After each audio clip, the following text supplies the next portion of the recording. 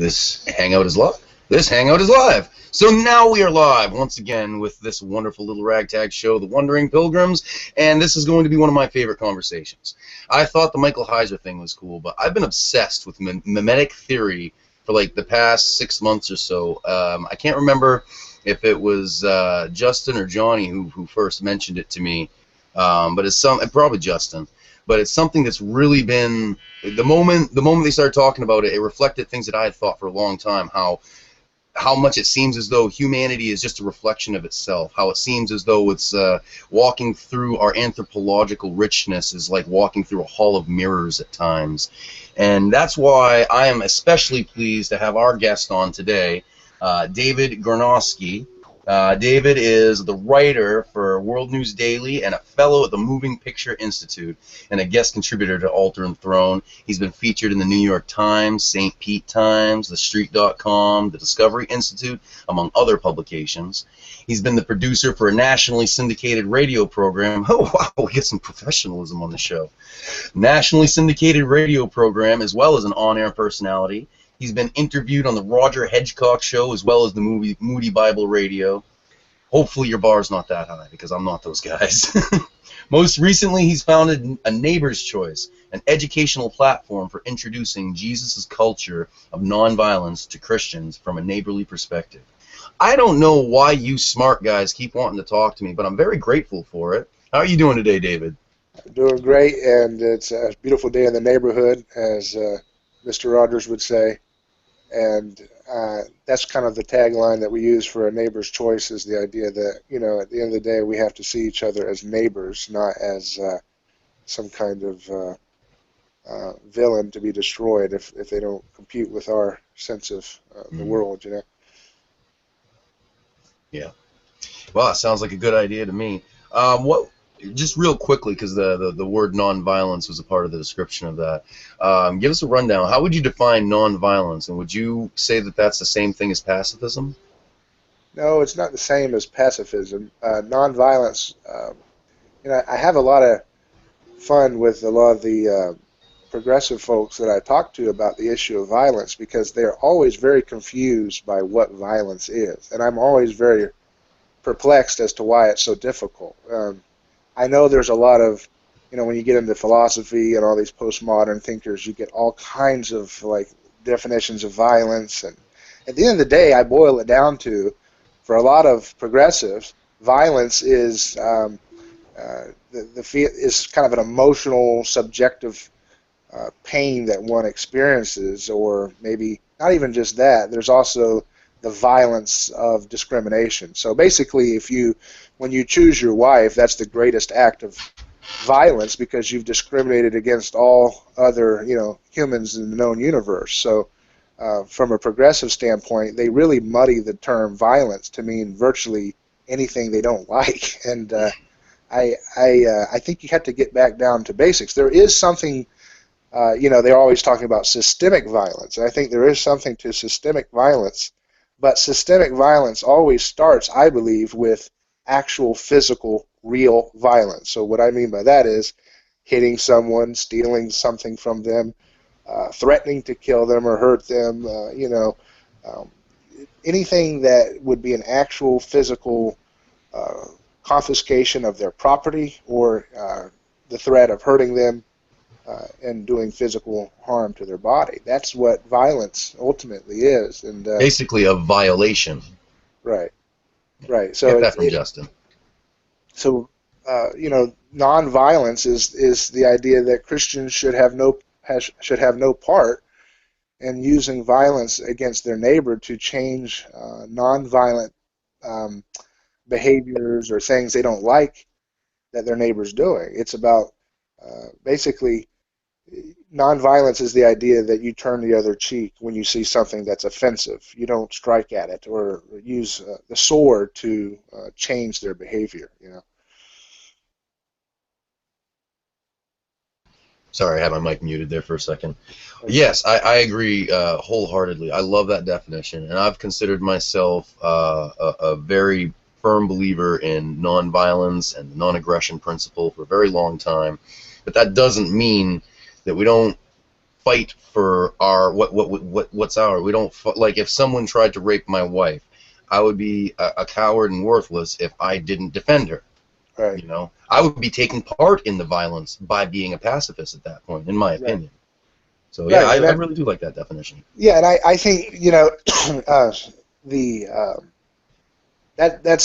that's to me is a common sense thing. The idea that nonviolence does not imply complicity with violence.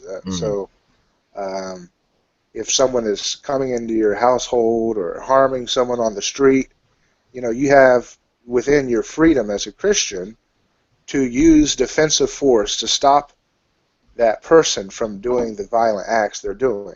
But there is a debate, within Christians about whether, if it's just your life, do you have the right to use deadly force to defend yourself? I mean, I'm not going to get into that topic, but at least for the most common scenario that people ask about, I think it's clear that a Christian is within their right to use defensive force to protect someone who is vulnerable to being hurt or harmed in a serious manner. So that's not, to me, breaking the ethic of Christ's nonviolent culture. I think it's kind of confirming it, and it's something that has to be clear, because once we establish that principle, that's how we can then create a vision for society. And I don't mean in some kind of utopia, but just simply a kind of guiding ethic that will kind of help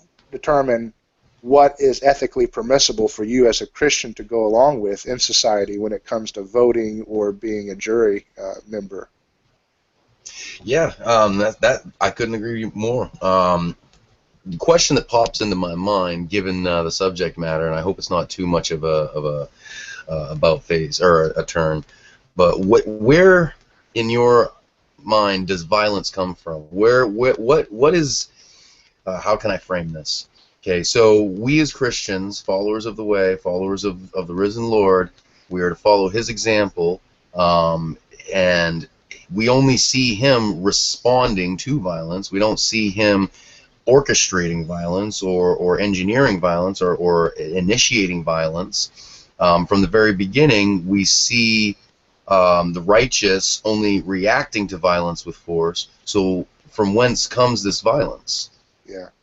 Well, I mean, that's a very deep, that'd take a whole other show in and of itself. But I mean, because you have to think about, have you ever seen the way those African wild dogs disembowel their prey while they're alive? I mean, that's pretty violent. So, I mean, I don't know, something went wrong in the universe, it seems, that violence seems to be. And again, that's kind of a little bit different category because it's not the same.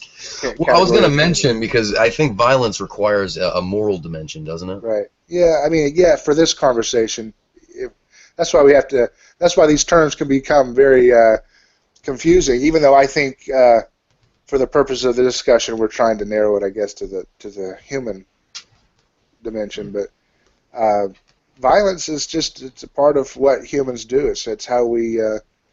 It's how we tend to behave, and I guess you could call it's the spirit of Satan. That's what creates that need to use harm or dominating tactics to get your way over another. I love that you just used. That's what I was fishing for right there. The dominating factor.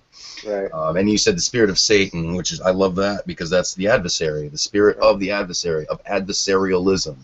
Sure. Now I don't want to get too mystical or anything, but I really love guys like Nassim Haramein who see the singular oneness of all of humanity, or like Carl Jung who sees the superconsciousness of our interconnectedness. Right. And I would say, just as a short answer and more of an introduction into general mimetic theory, that the origin of violence is the idea that there is mutually exclusive needs between one another, and that the only way to secure one's own needs is to deprive the other of their needs by control. Yeah. It's a zero-sum mentality. It's driven by a death anxiety too. The idea Game theory. Yeah. a lot of the things that we do that are grasping to the point where we harm others is driven by an unconscious drive to be fearful of death and all of the things that are surround death that makes us do and do things that are grasping and striving for domination and survival over others.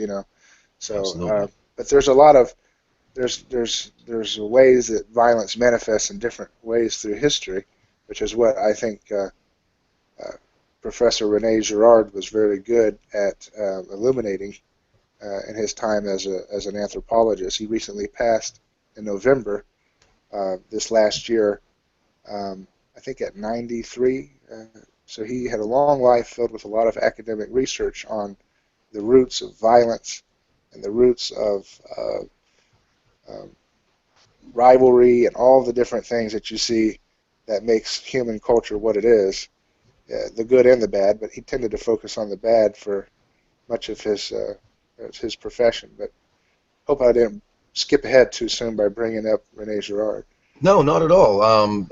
Why don't you just give us a basic rundown of what mimetic theory is? I mean, what is it that I guess the focus that I have is, one question I've asked myself lately is, how much of me is really me? How much of it is my father's words just coming out of my mouth? How much is it my mother's words or my brothers or sisters that influence me? How much of me is genuinely me? And what mimetic theory says is none of it. Yeah, I mean, it's I don't know if you could say none of it, but it's simply the idea that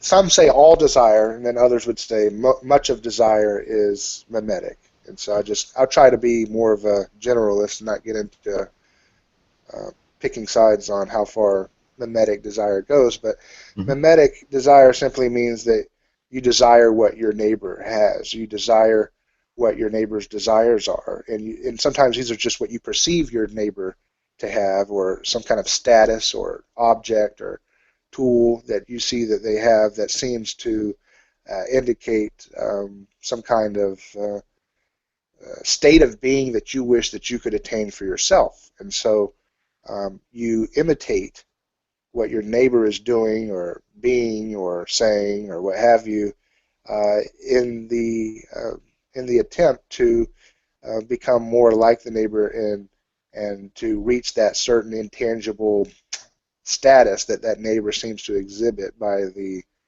things that the neighbor has. So, for example, there's people that they go on Instagram and they see their favorite celebrities or fashion people, and they see them living lavish lifestyles, and that's a mimetic model. They desire to be like that. They think that, man, if I could attain whatever it is they have, there's something about the fact that they have that many cars and that many girls and that much fun. It seems that if I could just have that, then I'll be satisfied in my being, so to speak. I won't have that. That's that Rolling Stone song, "Can't Get No Satisfaction." That's really all about mimetic desire. So if I can just attain that that my neighbor has, then I'll be more me. I'll be more satisfied. But this is kind of an unconscious thing a lot of times, because we don't want to admit that much of what we do is unoriginal. And like you said, so much of the things that you do, say, and act are scripts. They're like invisible hooks. Thousands of people have their invisible hooks in you, and their narratives are streaming through you, and you don't even we're not fully aware of it, And our self becomes kind of like a metaphor that we construct as an ongoing narrative that kind of helps us maintain our sanity, so to speak, so that we can have a kind of a narrative direction of who we are and what we're about and what's my personality type and what's what are the motifs of my personal persona that I have to play out in life. And we do that because it makes us feel good. It makes us feel like we have a purpose, that we're a unique individual with autonomy. And maybe we are, but it's not. It's kind of a paradoxical thing, you know. I don't know if we can ever really uh, solve the mystery of how much of us is us and how much of it is these scripts. But you know, it gets down to the little the you know the small little aspects. Like for example, um, when you notice that a son has the same mannerisms of listening as their father does, you know, uh, where they actually tilt their head to the same degree. The nonverbal communication is what I'm talking about. When you'll see it uh, copied a lot through parents and their kids, where the kids, when they're listening to you talk, if you look over at their parent is tilting their head at the same angle sometimes, or similar verbal nonverbal cues, similar um, little ticks and things that you'll see, and that's all picked up through copy, and it's kind of an unconscious thing that you don't even realize you're doing, you know. Oh yeah. I myself, if you knew my grandfather, the way I talk, the way I use my hands, the look in my eye as I'm talking right now, his children are. It's like they say it's uncanny the similarities, and a lot of it's because he's the biggest father figure that I had in my life, and it's just that's who I become, and I'm very conscious of that with my own children because I'm even now my daughter's less than a year and a half, and I'm seeing so many of my mannerisms in her because we're like 24/7 together, and it's very fascinating to wonder, is mimesis this tyrant that holds sway over every single cognitive process in our minds, or is it merely the foundation upon which to build something new? I mean, what do you think about that?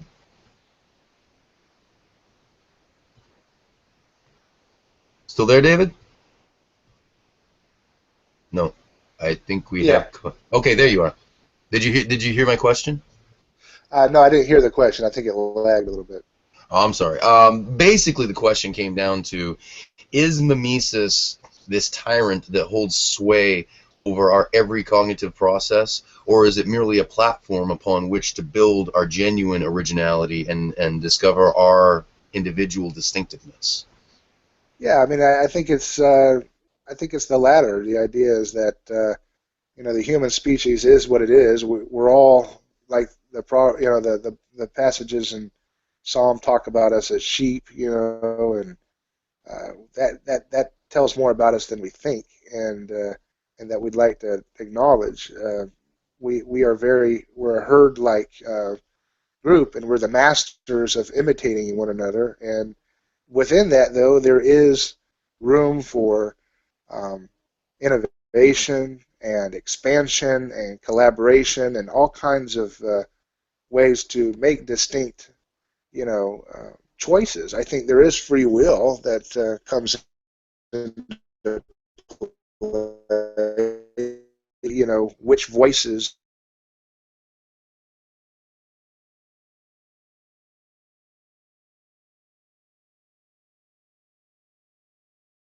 people around you that are not nice or kind, and that's your choice. I mean, some of it is almost, it feels like you don't have a choice when you get worked up into passion, or especially if someone's being very aggressive or accusatory, like what happens when you get into rivalry. But ultimately, we always have a choice, and um, that's what I kind of talk about with a neighbor's choice, is the idea that you have a choice every day to love your neighbor as yourself in the small ways and the big picture. And as hard as it may be to love that which is unlovable, that's what we're called to do as humans, is to love that which is unlovable, because we ourselves are often very unlovable in our own way, and yet God still loves us. So um, that positive mimetic desire is something where you create a contagious example of self-emptying, of not wanting your way and not trying to dominate someone, but respecting them as a unique person, and honoring them with an attitude of you know gratitude, so to speak, thankfulness. I think that's something that I'd like to explore more, is that the sin of mimetic desire ultimately comes down to envy.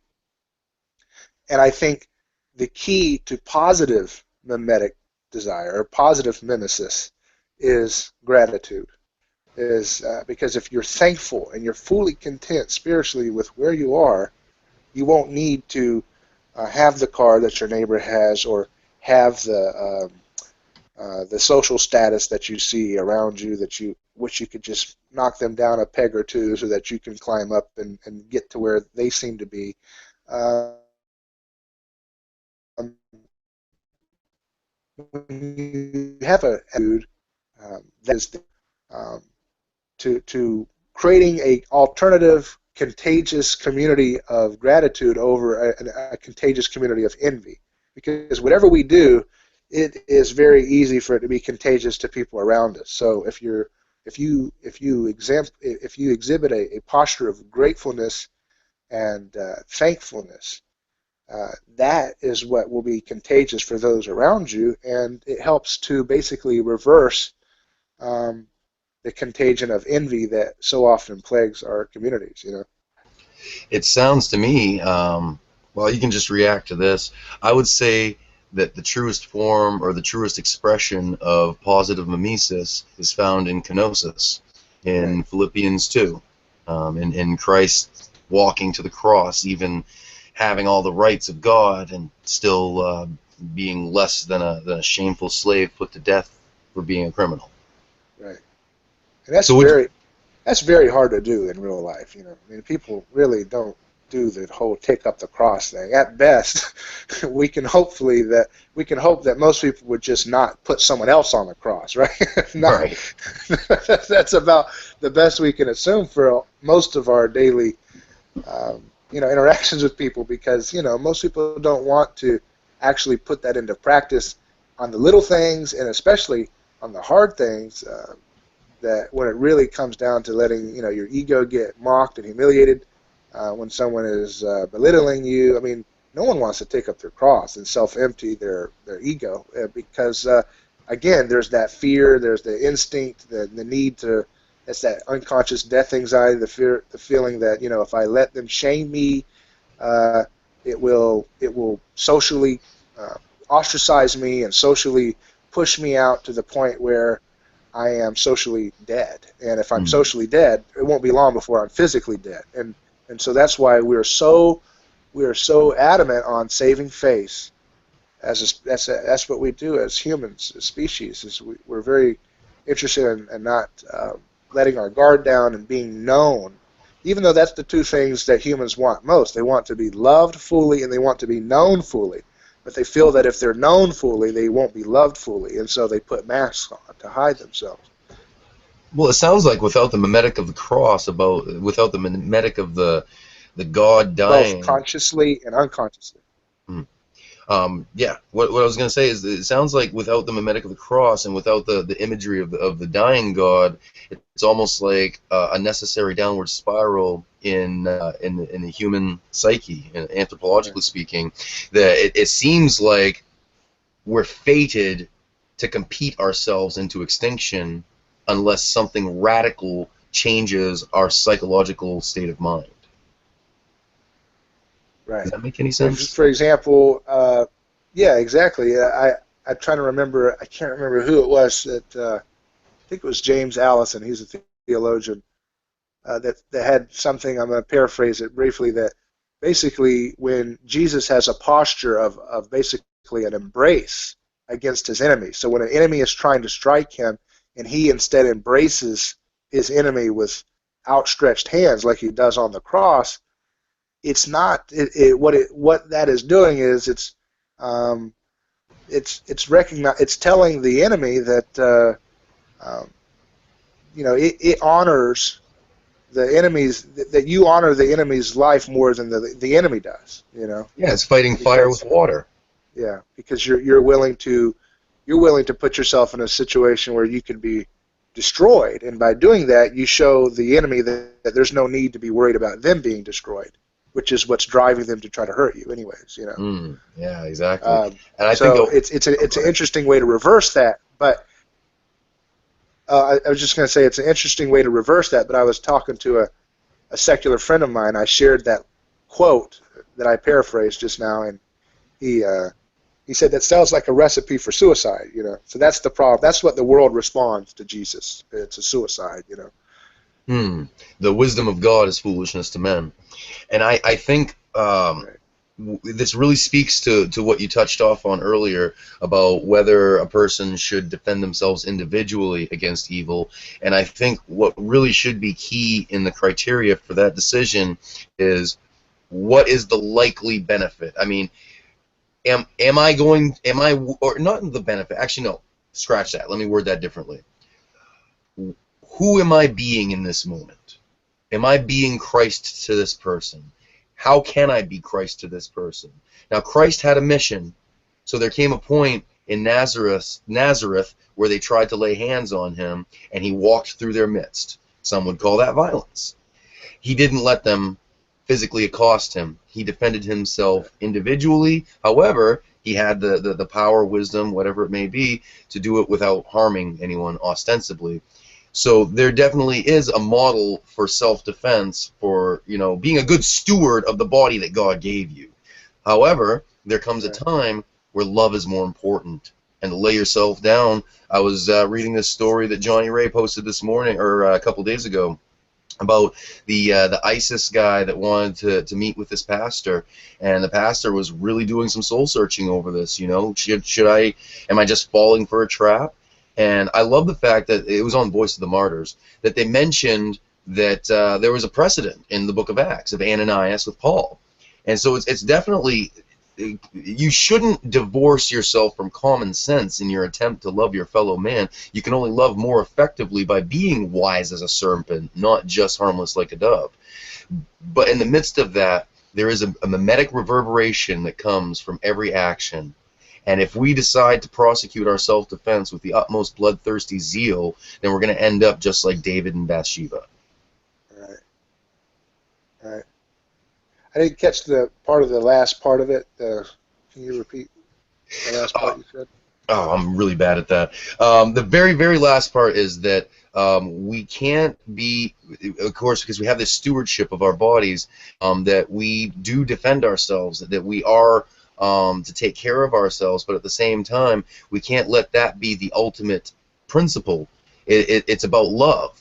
And if we don't know how to properly love one another, if we don't have that moment where we're ready to lay ourselves down for that person that's ostensibly our adversary, then we become no better than David, who ultimately, because of his bloodthirsty zeal, ended up going too far, taking what wasn't his, and suffering for it for the rest of his life.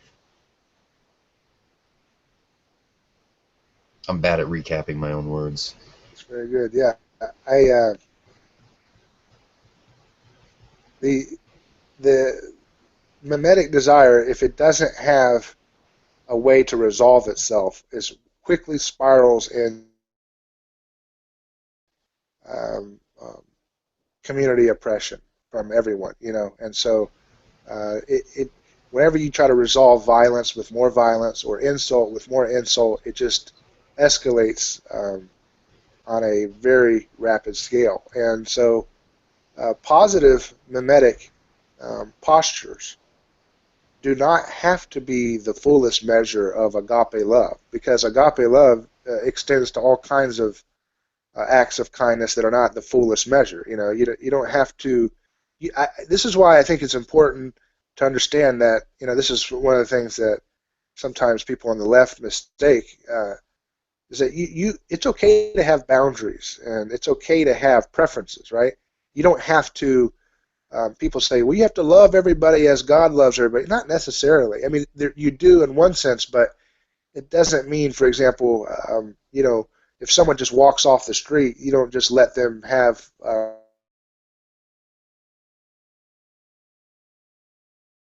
family and your relatives, right?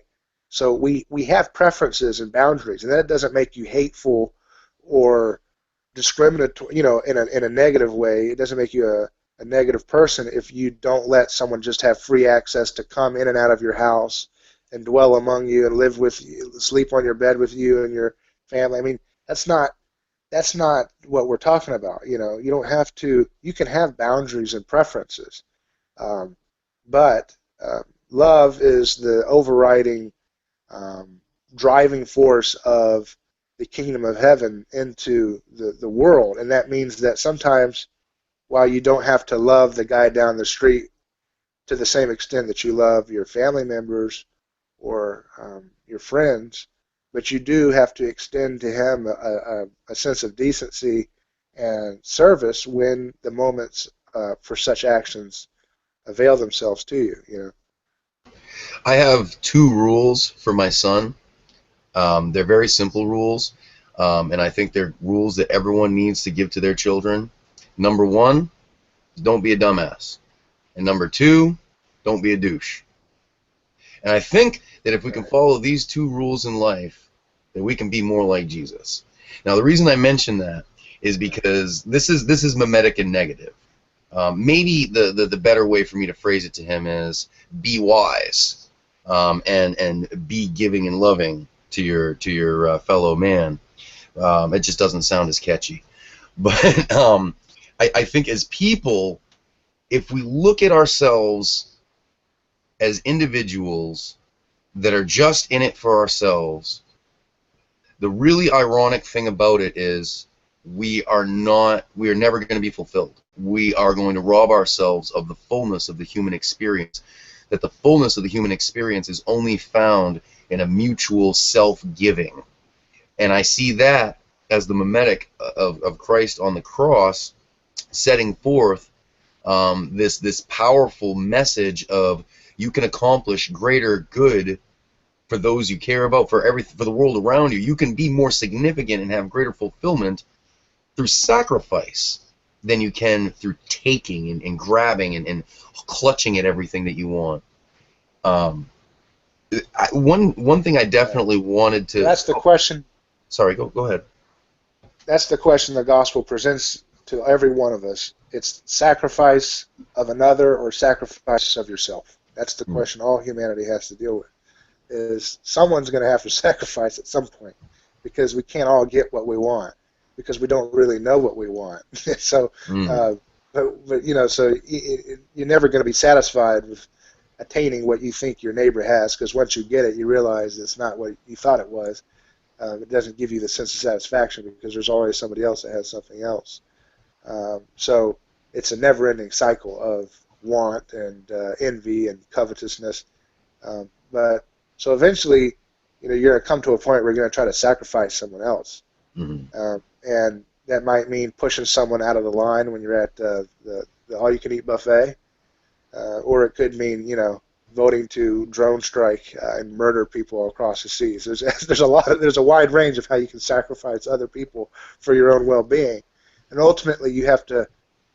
What God presents to humankind is sacrifice your own self-interest before you sacrifice another's, and that's ultimately what has to come to play whenever there's a conflict. Especially, for example, you know, I'm worried that people down the road may be doing heroin, so I'm going to sacrifice them by voting for administrators to come and put them in cages if they find them, and throw them away into the trash heap of society, and put them in a cage with actual violent people, so they don't have access to defend themselves or properly leave or protect themselves when they're in a cage with violent people. And I'm going to wash my hands of that, because that's what law and order is all about.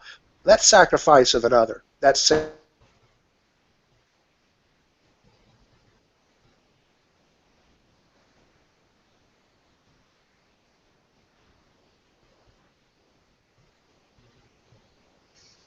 I think we lost David. Are you still there, David?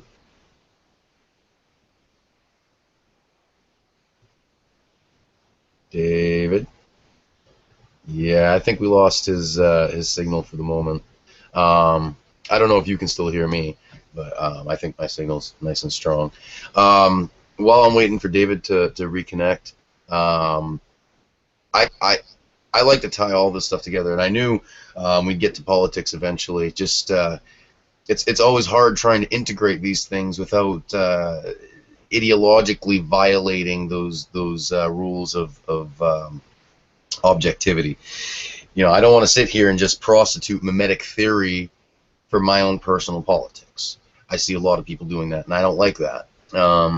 One of the things that I hope that David is able to come back on and address is I want to definitely know about his views on mimetic scapegoating and how that's playing out a lot in the political process today. The idea of putting people in prison surely does satisfy this sense of retribution that we have deep down inside. Got to wonder where that came from, because I don't know about you. The only time I ever practice retribution these days is when it's going to give me results, when it's going to give me what I want. If it comes down to just getting even, I don't know if it comes with age. I don't know if it comes just by walking with Christ. I don't know. All I know is that a lot of people have hurt me very deeply inside, and I've come to the point in my life where I absolutely desire them nothing but goodness for themselves. And part of goodness is repentance. So yes, I would like to see people repent from their wicked, hurtful ways. They don't owe me anything.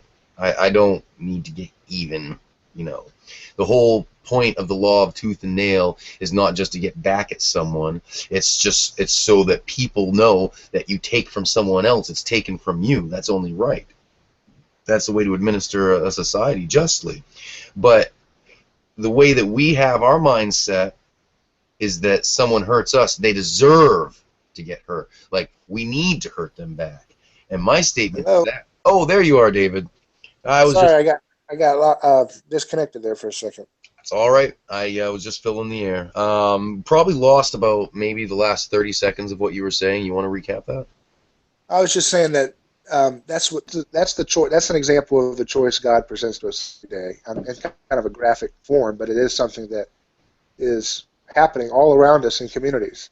We've got churches, especially where I live in the South, and we've got churches everywhere, all over every street. And no one is talking about, when they gather on Sunday morning, no one's talking about how we actually systemically solve the problem of the drug war or what have you. You know, I mean, I think Sunday should be a time of subversive plotting. You should be gathering on Sunday. If you want to go to a church, you should spend a lot of time saying, okay, guys, let's talk about what we see in our local neighborhood or our city or town, and let's talk about what's going on with the drug war. Have we done enough to petition to stop caging these nonviolent people who need help?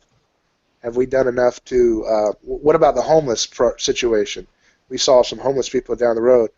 Anybody here have a small business? Okay, raise your hand. These guys do? Okay. Do you have any jobs available that you could help get these guys employed, right? This should be a plotting center. Church should be a place where you're subversively plotting to undo the system of violence and antisocial domination that the world wants to offer, right? That's what you should be doing in church. You shouldn't be talking about esoteric theology systems that just make you feel great because, you know, you're a left-brained person and you like to make sure that you have grasped the ungraspable. Oh, but it's even worse than that. It's even worse than that. People are so ideologically biased in the church setting as to, I'm right, the world is wrong, that they're indignant. They're not actually even trying to solve anything. They're too busy condemning. Well, what really stops people from their, I have found, from their ignorance of the violence that they're doing when they support a violence-based society, which is what the state is, really. What really stops and makes them think is when you ask them whether they would do what the law prescribes themselves. For example, if you ask them, okay, if you saw your neighbor doing a drug down the street, you looked in their window and you saw them snorting something that you didn't like, you know, as a Christian, would you find it within your ethical right to barge into their house with a gun drawn, force them onto the ground, put your knee on their neck really hard, you know, take their arms and handcuff them tightly? If they struggle, hit them. If they struggle, tase them. If they struggle more, shoot them. After you've completely dominated them, grab the person, put them in a cage in the back of your car, drive them to a cage and deposit them in a cage with actual violent people, strip them of their rights to, you know, have a say, so to speak, in society by voting and all that. Put them in a cage for years, make them pay fees and fines and all kinds of ritual loopholes they got to, I mean, rituals they have to follow when they get out, so that if anything they don't dot their I's or cross their T's, they get thrown back in the cage again. Is that something that you want to do yourself? Would you actually carry that out? And every one of them, when I ask that question, they say no, right? They say, that's disgusting. I could never put my knee on someone's neck for doing a drug. Well, what in the world makes you think you have the power to do that if you go along with 50 million voters in doing it? You don't get them. You don't have the power magically granted to you with numbers, and that's what Jesus is talking about. If we don't understand, see, Jesus is the founder of the liberty movement.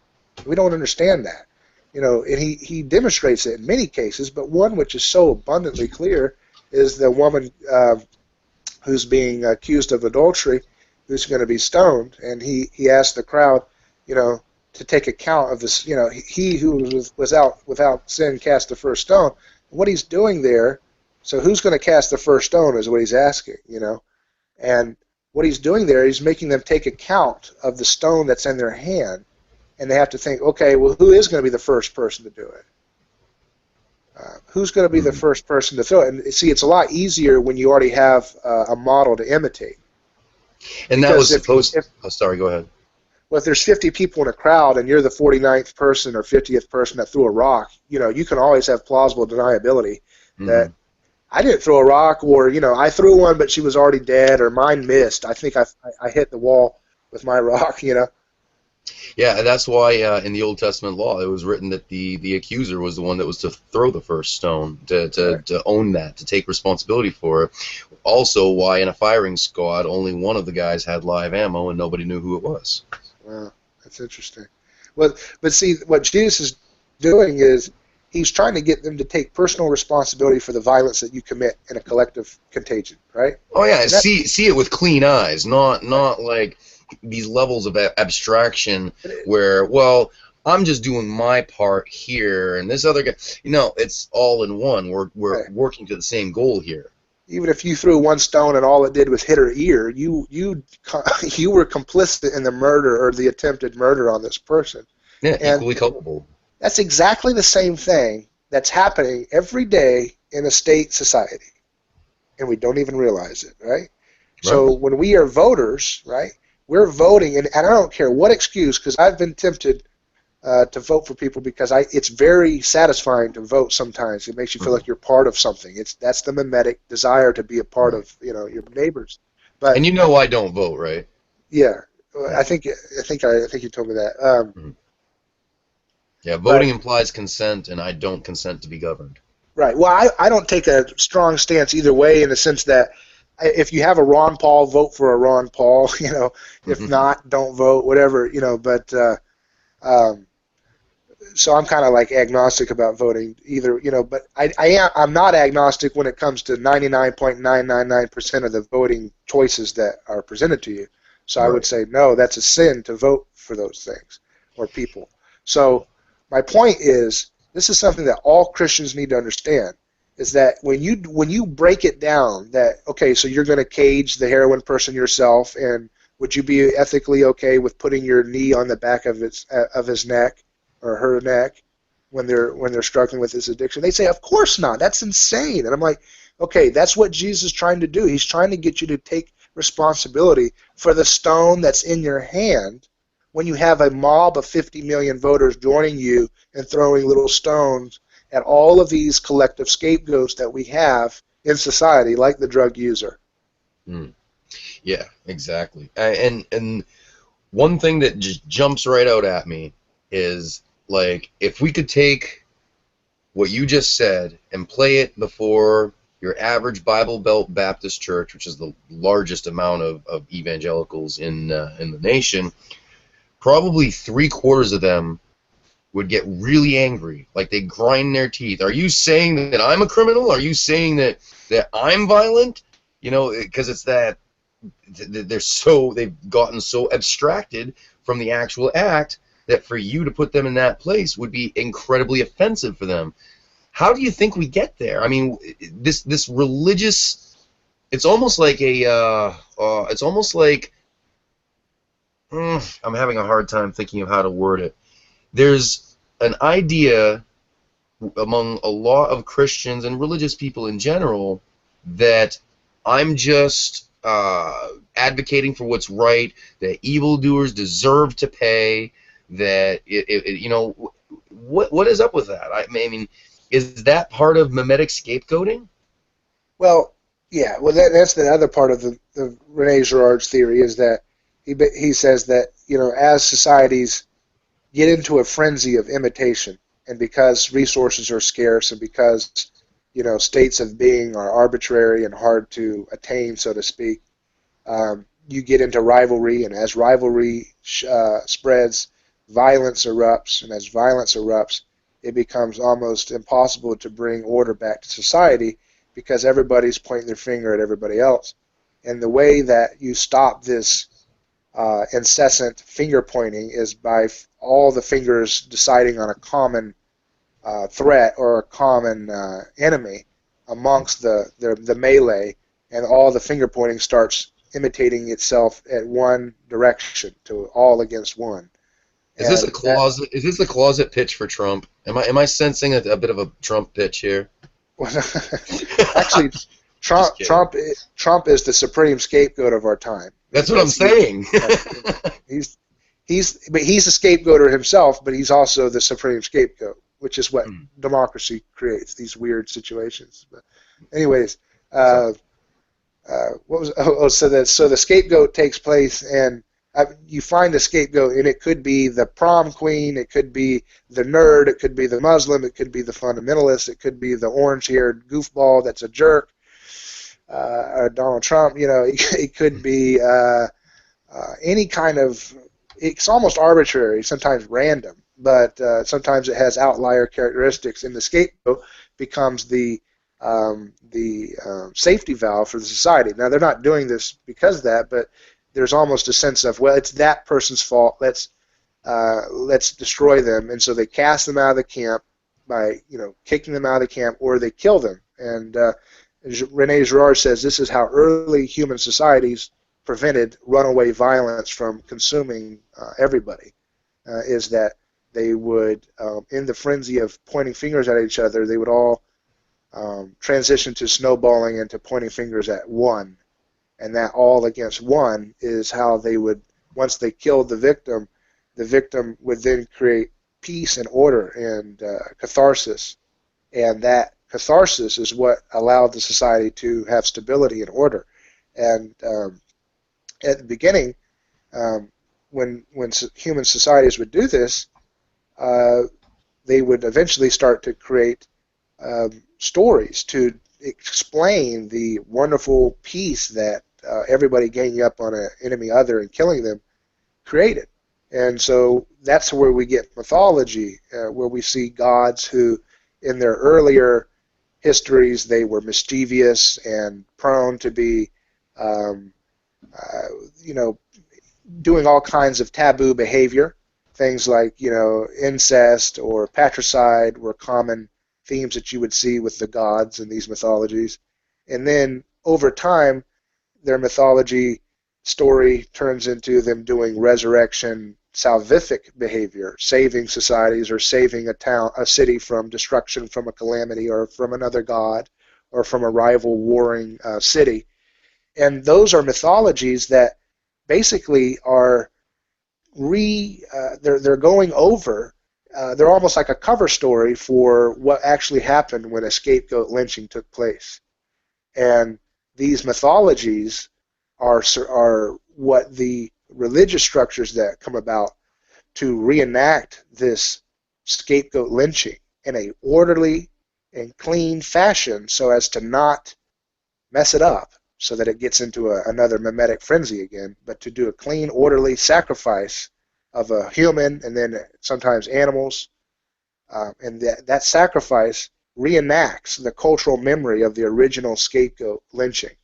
And that controlled violence is how societies would form their festivals and their feast days and all kinds of celebratory games would be surrounding this sacrificial repetition of the original scapegoat lynching, which brought peace to their ancestors.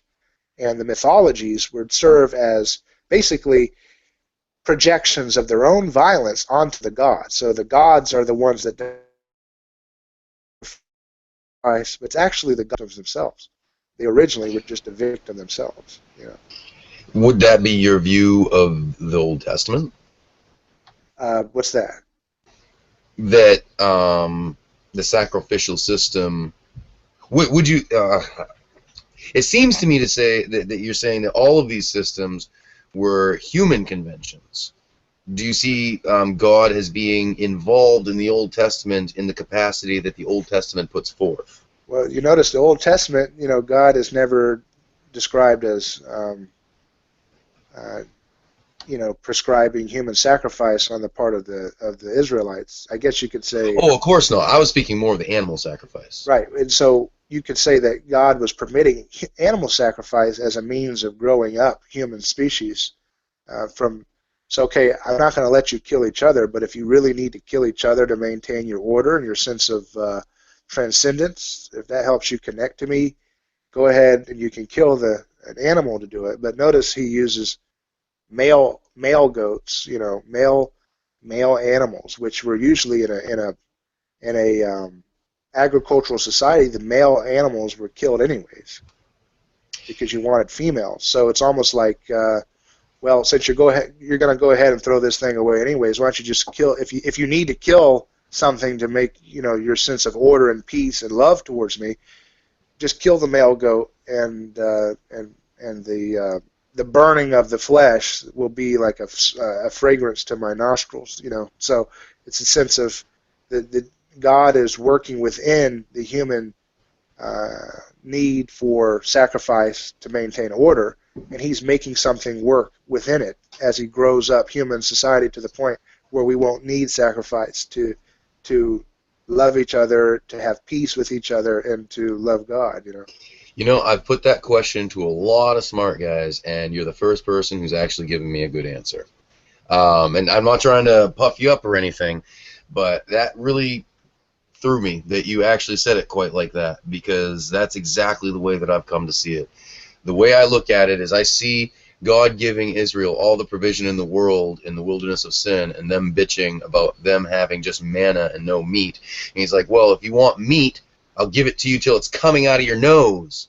Right. Well, the same people, this stiff-necked people who needed their idols, who needed their religion, I see that's exactly what he did, bringing them out of Egypt. You want religion? I'll give you religion till it's coming out of your nose. Right. And that's, that, but a lot of people, they have such a flat, Enlightenment, modern view of the Bible. They don't understand that. Very anachronistic. There's a progressive nature taking place in the narrative, and there's competing voices in the narrative, and the Jewish tradition had ongoing debates and discussions about, did God really say this or that here or there, or what did that mean? There's all this discussion taking place, and it gets lost. And if you look through it through the lens of the reformers and all these other people who are dealing with other contemporary battles of their own time, and that's the problem I have with what Christians tend to do, is they always pick a time frame or a movement in Christian history, and they try to reenact it, like Civil War reenactors, and they try to freeze history and Christian thought at that point in history, and what you create is a retardation of Christian advancement in society. So if you go back to like the Reformers' time, and you start, let's just regurgitate the systems and models that these people laid down, and just keep saying it ad nauseum. What you're doing is you're just fighting battles that, let's say Christianity as a person for a second. You're fighting battles that you fought when you were 10, okay? 10-year-olds, your 10-year-old self, you should not diminish. Your 10-year-old self was dealing with issues that helped him advance to 11, right? Yeah. But you don't go back and say, you know what, I know the key to my life is just to keep acting and thinking and dealing with things as I did at 10 years old. yeah, 10 is better than 6 or 5, maybe. You know, you knew things, or you may have gotten into more sins at 10 than you did at 4 or 5. But all in all, you know, just because 10 has a lot more wisdom than 5 years old yourself doesn't mean you should go back to 10. Let's just keep going and growing up as a species, right? That's what God's trying to do. He's trying to get us to grow up as a species, to basically evolve out of our primitive need to hurt and dominate over other people, right? And that's, you know, totally lost by so much of Christian denomination stuff. They're always trying to freeze frame history of Christian thought to one particular theory or school or schism that got it right and just try to freeze history to go back to that time. And that's always going to create a retardation of Christian advancement, flourishing of communities, and it does a disservice to the name Jesus when you use his name to do that, because what you end up doing is creating an ideology, and an ideology is just a modern form of a mythology, and we already discussed what mythologies were. A cover story to sacrifice. So you always come back to that, you know, is that the ideologies of our time are nothing but mythologies, and mythologies are cover stories for a murder. And that's ultimately what we want to do whenever we create these ideologies. We worship the ideology that we have about God rather than imitation of Jesus himself. We don't want to imitate him. We just want to use him as an object that gets us a status attainment so that we can be above our neighbors. We use Jesus as a way to advance our mimetic rivalry over our neighbors, as a way of being in the in crowd instead of the out crowd. And Jesus is a ticket. He's an object. You know how it's not right to objectify people? Well, let's stop objectifying Jesus. Stop turning him into an object that gets you a ticket inside, and so that you can look at other people on the outside. Instead, imitate Jesus. Jesus is not the object of your life. He is the subject of life. So Jesus is reality itself. Jesus is what existence is all about. And so you can't attain Jesus like an object and put him in your pocket. I don't care whether you're a Calvinist or an Arminian or whatever. You can't do it. You have to imitate him. And that's messy and hard, and you can't grasp it and say, I've got it and you don't, right? And that's why no one wants to do it, right? Because it's a much easier thing to say, you know, the gospel is the 5 points of Calvinism, or the gospel is this new theory, or the gospel is the Catholic Church doctrine, all this stuff.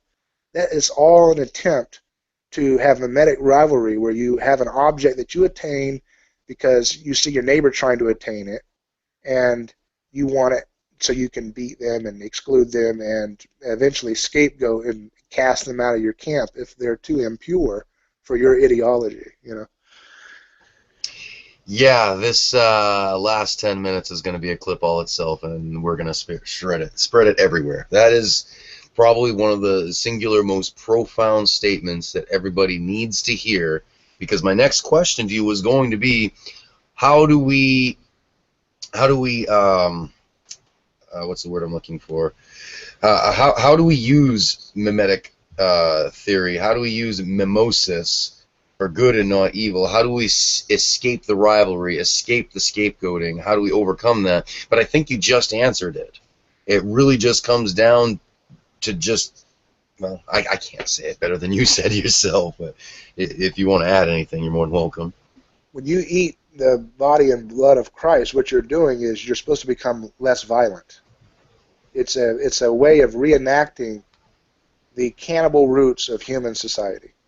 Now, I've heard a liberal perspective on this very thing, saying that it is almost a catharsis of being violent, that the eating of the body and blood of Christ is to show us just how savage we are.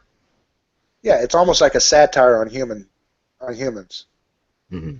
It's not, and don't take that too literally, but there's a satirical nature to the Eucharist in the sense that it's satirizing how super serious we take ourselves to be, because we go about our lives thinking we're so sophisticated, intellectual, civilized adults who go to our little office cubicles and deal with our 401ks and our investments and our our this and that and our classes and our yoga and all this stuff, and we think we're such a sophisticated species.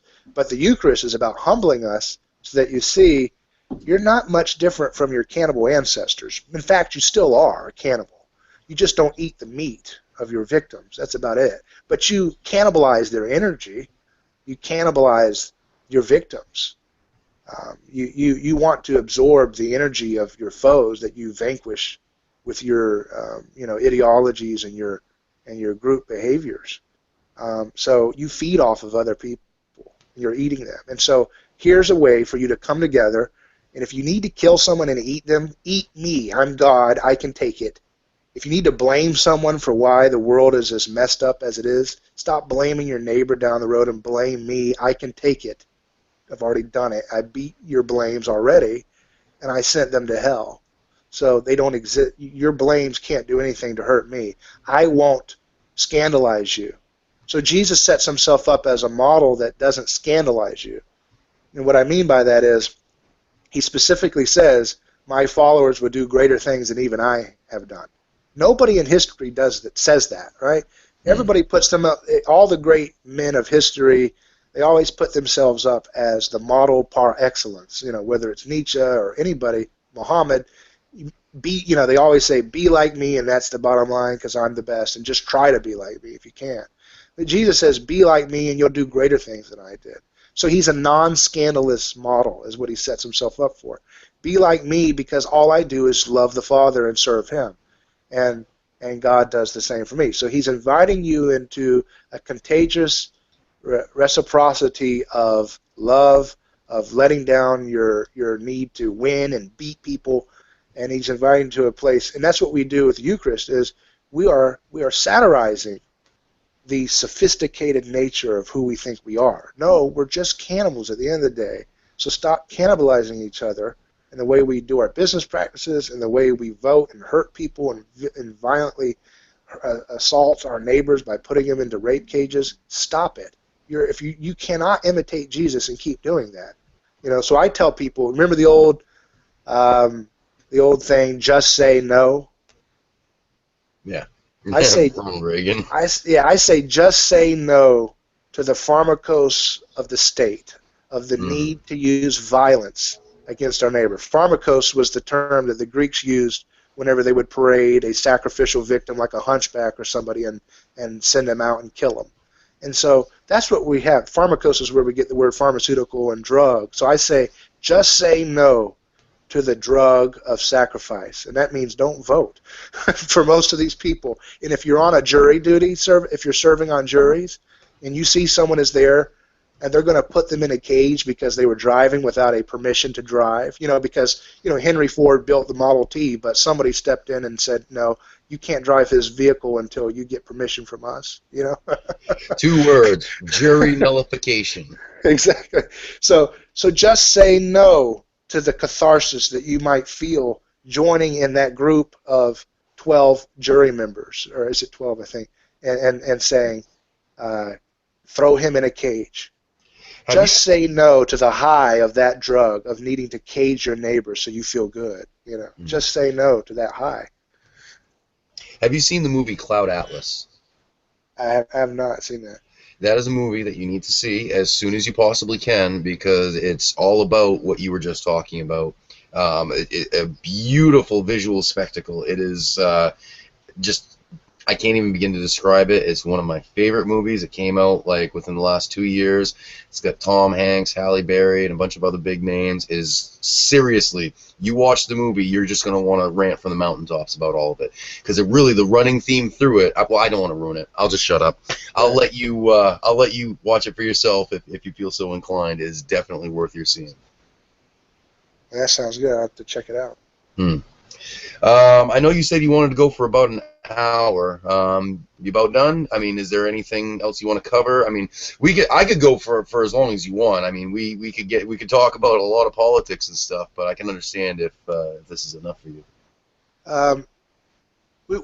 We can go for, let's say, 10 more minutes if we get some more politics in. I like the politics stuff. So when you say politics, it gets me interested. So now, did you read did you read that little op-ed piece that I did about Donald Trump and about I called it the psychosis that Trump built? Yeah, I saw part of it. I didn't get to finish it though. I think I agree. Can you rehash the central point? Well, I mean, basically, what I'm saying is that Trump and his personality represents a real big chunk of the American psychology right now. A lot of, especially middle-aged white men, a lot of us have been continually shamed, beaten down, and just being made to feel ashamed to be American. And here comes a guy who's just large and in charge, puffing his chest out, being like, "Yes, let's make America great again." You know, it's very much speaking to a wounded part of the American psyche, while at the same time distracting from what I mentioned. Is I absolutely do not support Trump. I think the guy is going to be a disaster when it comes to Supreme Court nominees, or when it comes to I don't know, little details that wouldn't normally come up on most people's radar. He might be good for foreign policy. In fact, I'm inclined to think he probably would be, because he's going to talk tough without overplaying his hand. He might be good for the economy because he that's what he does.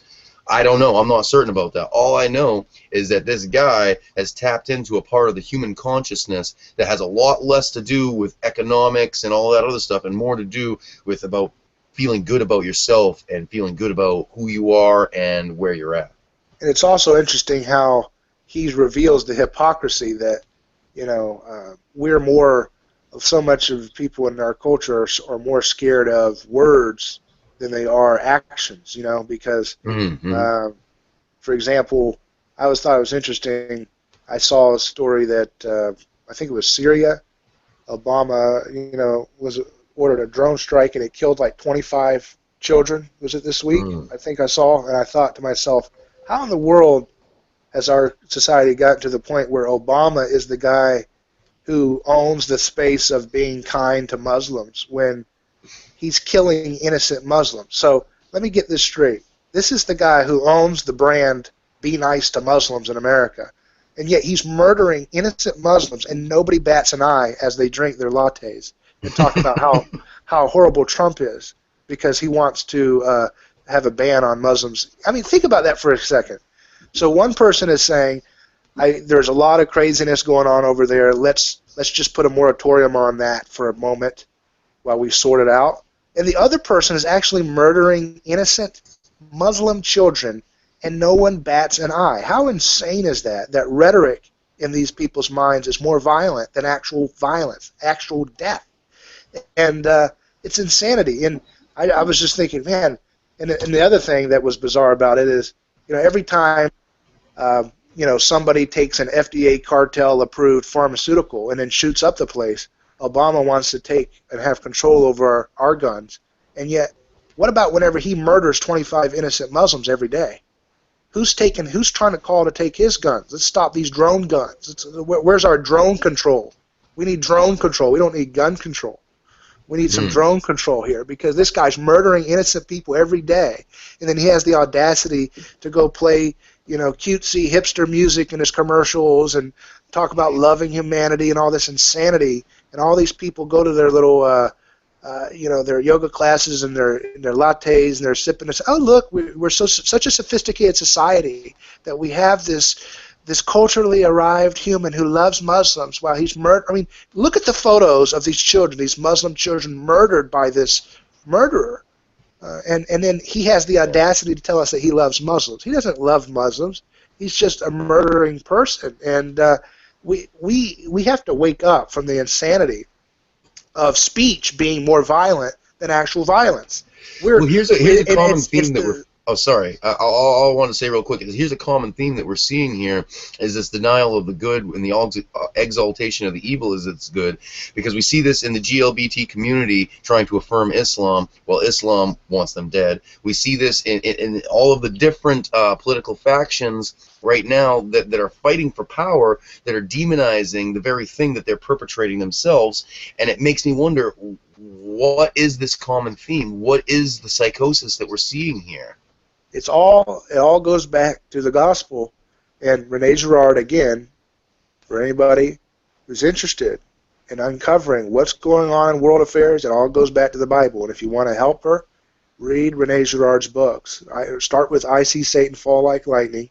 It's a great introductory to Girard's take on the Gospels. And you'll see how it illuminates what's happening. Jesus is in the driver's seat of history still, because the West's obsession with victims is evidence that the gospel is in full driver's seat of history. Because when the cross happened, what it did was it revealed that God stands on the side of victims, of those who have been wrongly accused and have become the scapegoat of a community. Jesus is found in the trash dump of his town, and God is found on his side in solidarity. Indeed, God is identified as the scapegoat. And so, because of that, because the source of all transcendence is found and identified with the victim, the West has been wrestling with the implications of this for society for 2,000 years now. And it's happened like the Bible predicted, like a mustard seed or like yeast in a loaf, working itself out slowly in history. And that's why we have hospitals for the disabled, and we have institutions for the psychologically impaired, we have handicap stickers, we have health care for the poor. All of these things that were always helping the hurt and the underprivileged, or the ones who would be most easily scapegoated, are the effects of the gospel working itself out in Western civilization for 2,000 years. It's not an immediate light bulb that switches on and all of human society is just, like Christ, but it works itself out slowly. My point is that our awareness of victims is faster than our awareness to renounce our violence. So we're slower to renounce violence than we are to be aware of victims. And that's the conundrum that the West is in now, is everybody sees a victim everywhere, but we can't agree. We can't agree on who the victims are, but we see them everywhere. And then we can't renounce violence to protect victims. So we still want to, that's why we have an FDA, right? The reason why we have an FDA is because Jesus died on the cross. I think I can kind of understand what you're saying. The reason why we have an FDA is because Jesus died on the cross, and it's a historical fact, and he came back to life, and he created a broken society, whereas all the other scapegoats in mythology, in archaic religion, all the other scapegoats created unanimous catharsis. Jesus' resurrection creates a division because he comes with a sword. That's what he means when he says he comes with a sword. He's cutting through the false division of sacrificial religion. And okay, so I lied. I didn't get where you were going with it, but I do now. So my point with this is that the FDA exists because Jesus died on the cross. And what I mean by that is the FDA is an attempt by if people put mayonnaise in a jar and sell it as vitamin C. You cut out right at the perfectly wrong moment. You said the FDA was an attempt by, and then you cut out. Can you start from there? Oh, the FDA is the FDA was created to protect victims from charlatans, right? That's the narrative. That's the mythology of the FDA, is that people will sell you stuff that will poison you or harm you unless there is a protection savior. And so the FDA becomes the savior of society for that issue. And what they do, though, is they use violence because they cage people who use nutritional supplements and make claims about them helping you. They cage you if you do that because they end up protecting, as we know, they end up protecting the pharmaceutical industry. But my point is they are using violence in the name of victims. We must sacrifice this natural supplement provider, because if we don't sacrifice him, then the whole public will be victimized by poisons, because maybe he was a poison salesman, even though he was just saying that this supplement will actually help you. So what you're saying is that God's teaching us delayed gratification, much like a parent teaching a child. In what way? that we want to find the easy way out. We want our scapegoat. We want our sacrifice. We want everything just to be peaceful right now. But growing requires pains. Right. Childbirth requires birth pangs. And in our attempt to escape it, we escape the actual maturing process. Right. Exactly. I mean, and it's simply the idea that, you know, everything in the West that we have that creates so much problems for us are created because we have to protect victims. And the reason we didn't care about protecting victims before Jesus, the mighty one and the powerful one, and that was that. But now the powerful still win, but they always do it under the guise of protecting victims. So, for example, we have food safety laws, which means basically, and I asked a regulator here in my state, I asked them to confirm this, and they did, which is it's a crime to sell lasagna. I mean, it's a crime to give lasagna at church. Did you know that? Yeah, I had read something about that because the FDA rules are so specific that you need to have a full-on kitchen, that everything needs to be safe certified and all of that stuff. So it's technically, you know, a crime for little Betsy to bring lasagna to the church luncheon. But, and of course, I would claim religious freedom there and say just do what you want. But right, but my point is that all of these laws are so obsessed with protecting victims, and that's why we all go along with them. But what they don't realize is it's just another form of the sacrificial religion again, right? Because the priestly caste, the bureaucrats of today, you know, the priests of today, they create all these rituals that you have to perform, and if you violate one of them, then you get scapegoated and you get kicked out. Either they take your money, or they punish you socially, or they put you in a cage, and that's the way that they maintain order for themselves and power, just like the old priestly hierarchy did. But now, because of Jesus, they have to do it in the name of victims. They don't. I have a point of clarity that I want, because I lose things real quick. So I apologize for interrupting. But the point of clarity that just occurred to me is you are either of one of two mindsets. You are either scapegoating or sacrificing.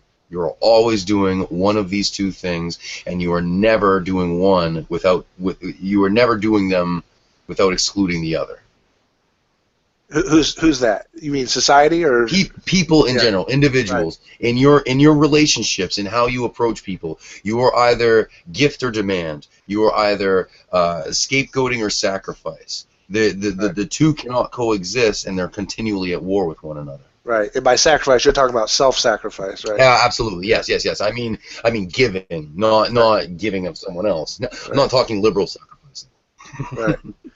So that again, but my point is just simply that, you know, the victimism is the best proof that Jesus is in the driver's seat of history, because he has taken our awareness of victims fully. He in the cross, he's fully unveiled what victims are, and we see them everywhere now.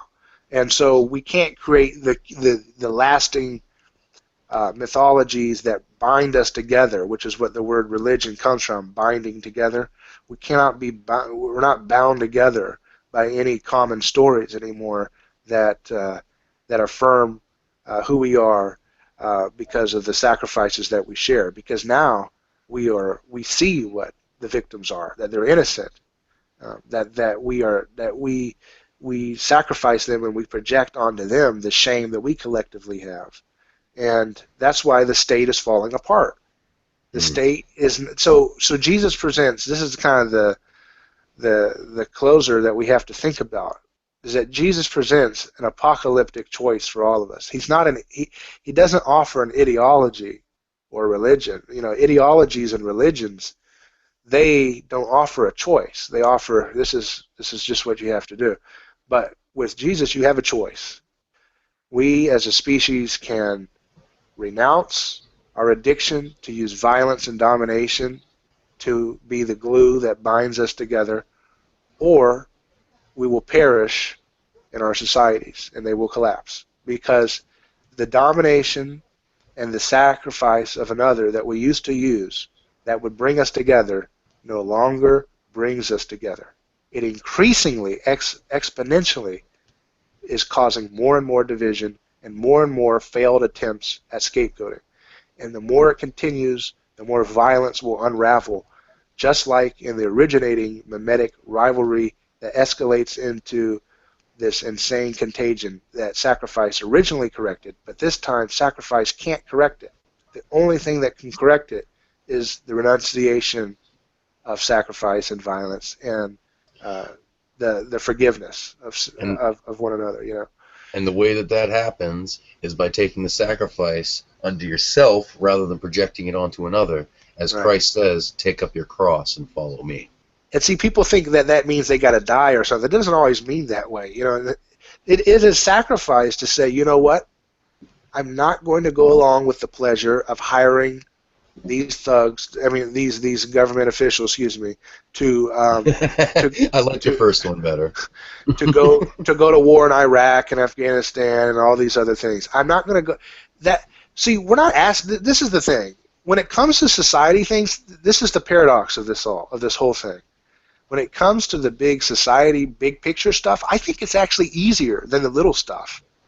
So, for example, when you talked about self-sacrifice, it's a lot harder to practice that, to me, when it comes to, you know, someone being a very annoying person in your life, you know, who's always putting you down, or someone at work that's always trying to one-up you or make you do more work than is your fair share or what have you. Those things are very hard to forgive because we want to survive, we want to have money, or, you know, it's just a grind. It's the daily grind, and it's hard to be kind to someone if they come into your yard and, you know, graffiti your house or something. I mean, those things are kind of hard to forgive sometimes. But my point is, that's a whole nother ballgame. But what is really simple to do is just not to assault somebody else, or just not to, you know, don't attack somebody else. That's all we're asking when it comes down to following Jesus as a society. When we talk about self-sacrifice, it doesn't mean that you have to go present yourself to Osama bin Laden and let him torture you. You know what I mean?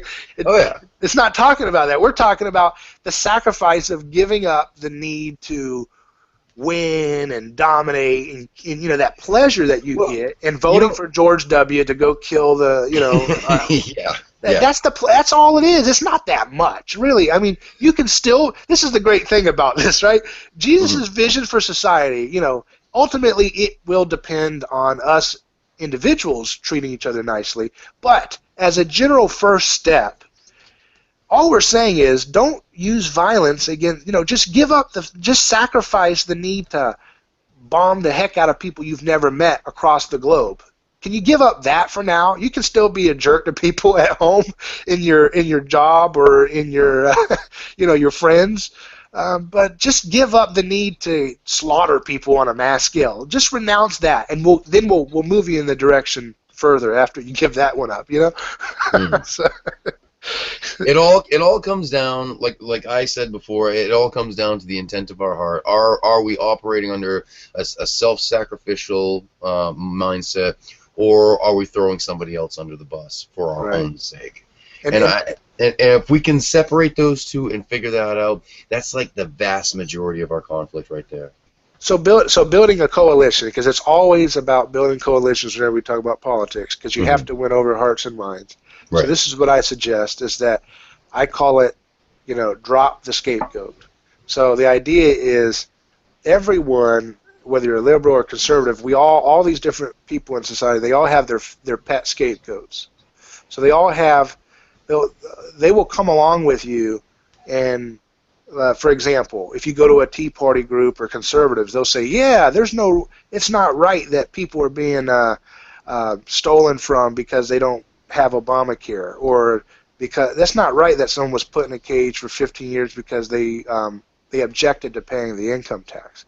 So you'll get conservatives to join you on that, or they'll say, yeah, it's not right to scapegoat and cast out somebody for not baking a cake for the gay wedding, or for all these other little social conservative issues. But they don't want to help. They don't want to stand in solidarity with the drug user or the drug seller or the prostitute. And the same thing goes for the liberals. The liberals will be like, yeah, it's totally not right to use violence against a nonviolent person when it comes to a drug user or a prostitute, but then they make an exception when it comes to the greedy guy who didn't want to pay his taxes, right? So they always have their one exceptions. And that what my point is, for the sake of all of your own self-interest, everybody needs to drop the scapegoats at the same time. It's, you imagine the stick-up scene where you got two people with guns and they say, "Drop the guns," and they all have to let them down at the same time. That's that's all that we have to do as a society. We have to all more of a Mexican standoff, but yeah, I agree with you. Yeah, but we all have to basically say, look, I'll renounce my pet scapegoat if and you renounce your. Let's just do it, right? Let's not keep waiting and saying, well, I'll go along with helping the greedy billionaire not be scapegoated because I'm Republican, but I'm not going to help the scary-looking prostitute. No, we have to renounce all scapegoating of all nonviolent people because it is against Christ. You can't be a Christian, literally, and be for this. You cannot vote for someone who cages people for nonviolent behaviors. You are sinning against the ethic of Christ. You're going totally against it. And you literally, by definition, are not a little Jesus. That's what Christ means. Christian means little follower. A little Christ. You're not a little Christ if you're caging people because they're greedy, or you're caging them because they did a drug. You're not imitating Christ. You're imitating the Satan by definition. So, or another way of saying it, it's either Caiaphas or Christ. Caiaphas says it's better that one man dies and the whole nation perish. So whenever you say, well, I'm going to go ahead and vote for this sheriff or this congressman or this president because at the end of the day, I like this or that, even though they go ahead and put people in cages for nonviolent things. What you're saying is it's better that this person socially dies in a prison cage than the whole nation perish if, God forbid, the other monster, Hillary or Donald, gets into office. It's same mentality of Caiaphas all over again. It's okay it's expedient if one person takes the bullet so that everybody else can have a good time, right? And that's not, you cannot be a Caiaphian and a Christian at the same time. You have to choose, do you want to be with Caiaphas or do you want to be with Jesus? That's the question. And we have to make that choice quickly because it will become a lot worse if we don't start creating a large-scale contagion of Holy Spirit community and love and forgiveness and working through issues like, well, you're a greedy billionaire and you don't want to pay your taxes. Hey, let's get to know this person. Maybe voluntarily he'll invest more into the poor through our persuasion of him than he ever would have if we had just thrown him in a cage or threatened to do so if he didn't pay the tax. You see, that's what a Christian society looks like, and it's very achievable. All we have to say is just say no to the state and the pharmacos of sacrifice. Very well said. I think that's an excellent note to end on. What do you think? Sounds good. I've enjoyed talking to you, and hope we can carry on the discussion further, maybe in a future episode. Oh, absolutely. This has been one of my favorite conversations I've ever had on this show. I know I'm not as animated as I usually am, but that's because the thought juice is actually engaged, and you give me a lot of stuff to think about that I don't have an immediate response to, and that's such a good thing. That's awesome. We need to have more questions than answers, otherwise we're deluding ourselves. And, yeah, we've kind of gone through a lot in a short amount of time, and hopefully it's just opened up a lot more questions for people to want to investigate on their own time. So yeah, absolutely. Thanks for putting it on. Very good material that needs digested. Oh, I appreciate it. Thank you for coming on. I appreciate it more than anything. And if you want to part too, you don't even have to ask. I'm there. My health has been a problem the past 2 or 3 months. I don't know what's going on with me. I think it might be mold or something in the house, but I'm compensating. But definitely want to continue this conversation, and maybe next time we can get more pinpoint and narrow down to one specific thing that we want to expand. Yeah, René Girard's work in mimetic theory, it has a lot of touch points. You can get into literature, you can get into world mythology more. You can spend you could spend 5 episodes just unpacking all the mythological implications of studying old world mythology. And that's very interesting to kind of identify the clues that, for example, when you see a half goat, half human person, that's an indication of a scapegoat, because scapegoats would be accused of, bestiality, and that's why you see the animal as a half-breed, human, half animal. Yeah, Because, Baphomet. yeah, it's just a cover-up for someone that was accused of bestiality, probably wrongly, and then murdered because of the scandal. But there's a lot of things you can get into that have a lot of touch points, but the politics tends to be the most interesting because it has real world significance for how we're going to live our lives. It's a lot Oh of yeah, interest. it kind of helps us to make sense of things that seem to be totally and completely out there. Like we don't have any clue why it's happening like this, but no, there is a rational explanation. Yeah. Well, yeah, I've enjoyed our discussion. So yeah, eventually we're going to have a website up at aneighborschoice.com.